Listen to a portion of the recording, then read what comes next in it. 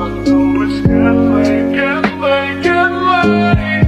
Can I still be on the way, yeah. Halo semuanya, perkenalkan nama saya Hebri Cirio Rombots dari kelas A3 Keperawatan di Universitas Pembangunan Indonesia Manado. Di sini saya akan menjelaskan bagaimana cara saya ketika menemui orang yang terkena kegawat daruratan. Pertama-tama, kita harus ketahui dulu apa pengertian dari kegawat daruratan. Kegawat daruratan adalah hal yang mengancam nyawa seseorang atau hal yang membahayakan seseorang atau orang lain. Nah, contoh dari kegawat daruratan itu seperti sesak nafas, stroke, atau terkena serangan jantung, atau bisa jadi kecelakaan pada tempat umum, dan lain-lain. Nah, itu saja pengertian dan contoh-contoh dari kegawat daruratan. Sekarang, saya akan menjelaskan bagaimana cara saya atau cara kalian untuk menghadapi orang yang terkena kegawat daruratan. Sebelum kita menjelaskan bagaimana cara saya atau cara kalian untuk menghadapi orang yang terkena kegawat daruratan, kita ketahui dulu jenis-jenis dari kegawat daruratan tersebut. Nah, ada 3 jenis dari kegawatan daruratan. Yang pertama yaitu prioritas pertama, prioritas kedua, dan prioritas ketiga. Prioritas pertama yaitu benar-benar gawat dan benar-benar darurat, atau yang biasa dinamakan dengan true emergency. Prioritas kedua yang benar-benar gawat tetapi tidak darurat, yang dinamakan dengan urgent. Prioritas ketiga yang tidak gawat maupun darurat, itu dinamakan dengan false emergency. Nah, dari 3 jenis ini, yang pertama itu yang harus memang ditangani paling utama, terus dan selanjutnya sampai yang prioritas ketiga. Nah, itu saja jenis-jenis dari kegawat daruratan. Sekarang saya akan membahas bagaimana pertolongan saya dalam menemui orang kegawat daruratan. Nah, ketika saya menemui orang dalam kegawat daruratan tersebut, pasti saya akan melakukan hal pertolongan pertama pada orang tersebut. Nah, pertolongan pertama pada orang tersebut dengan cara yang pertama, cek kesadaran orang tersebut. Nah, cara saya melakukan cek kesadaran orang tersebut itu dengan cara saya mengetuk bagian belakang orang tersebut. Dan kalau orang itu sadar, saya akan menanyakan siapa orang tersebut, dan saya akan menanyakan apa yang dialami orang tersebut, apa kendala orang tersebut, atau apa penyakit orang tersebut. Itu kalau orang itu sadar.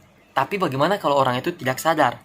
Nah, kalau orang itu tidak sadar, saya akan melakukan cara yang kedua, yaitu cek kesadaran yang cara kedua.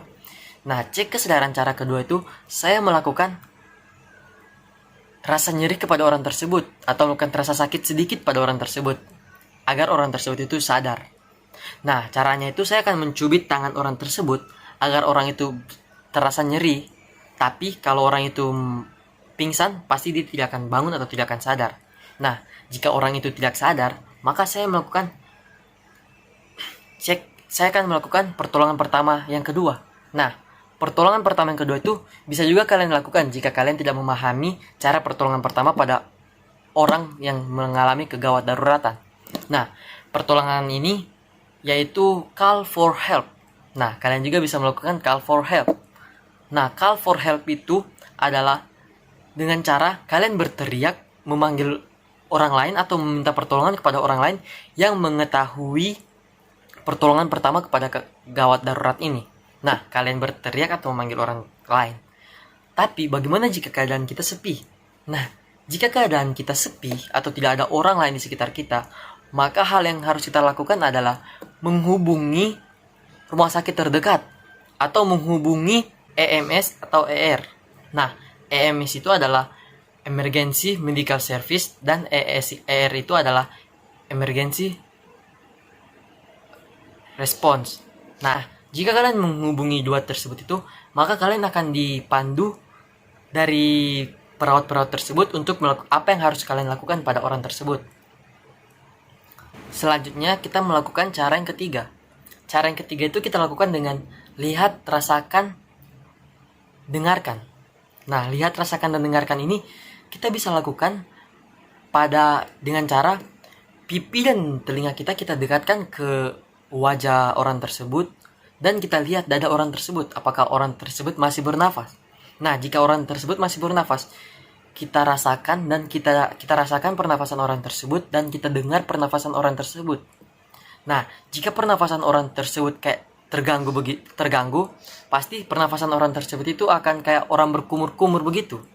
Nah, jika pernafasan orang tersebut terganggu begitu tidak normal, maka pasti orang tersebut itu mengalami pernafasan gangguan atau gangguan pernafasan. Nah, jika terjadi gangguan pernafasan pada orang tersebut, maka kita harus melakukan miringkan orang tersebut dengan posisi yang mantap. Nah, kata Dr. Rifik Ahmad Said, posisi yang mantap itu adalah posisi yang berbaring dengan membaringkan badan orang tersebut ke samping. Nah, kata Dr. Rifik Ahmad Said, posisi ini sangat efektif ketika orang terjadi gangguan pernafasan. Karena lidah pasien tidak akan menutup dan cairan yang tersumbat pada pernafasan pasien akan berjalan dengan lancar atau keluar. Selanjutnya cara yang keempat. Nah, cara yang keempat itu jika ada luka atau pendarahan pada orang tersebut, maka tekan pendarahan orang tersebut atau luka orang tersebut agar tidak terjadi pendarahan yang banyak pada orang tersebut atau tidak mengurangi darah orang tersebut. Nah, caranya itu kita menggunakan kain atau baju atau ikat pinggang kita untuk menekan darah orang tersebut agar darahnya itu terhenti atau tidak terjadi pendarahan yang banyak. Nah, selanjutnya dengan cara yang kelima. Cara yang kelima itu jangan memindahkan orang tersebut. Maksudnya jangan memindahkan orang tersebut itu karena orang tersebut itu kita tidak mengetahui apa yang dialami orang tersebut. Bagaimana kalau kita memindahkan orang tersebut itu dengan sembarangan, tapi orang tersebut itu mengalami patah tulang belakang atau gangguan pernapasan pada orang tersebut atau patah pada tulang pernapasan orang tersebut. Terus kita salah mengangkat orang tersebut, maka yang dialami orang tersebut itu malah semakin parah atau bisa saja orang tersebut bisa saja mati kalau kita salah mengangkat orang tersebut. Nah, maka dari itu kita jangan melakukan angkat orang tersebut dengan sembarangan. Kita ketahui dulu apa yang dialami orang tersebut, baru kita lanjut memindahkan orang tersebut. Nah, itu saja penjelasan dari saya ketika saya menemui orang yang terkena kegawat daruratan di tempat umum.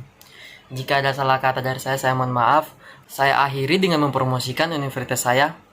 Jika kalian belum menemukan passion kalian atau ingin mencari passion kalian, di Universitas Pembangunan Indonesia banyak pilihan yang kalian bisa dapat dan juga banyak passion yang bisa kalian ambil di Universitas Pembangunan Indonesia.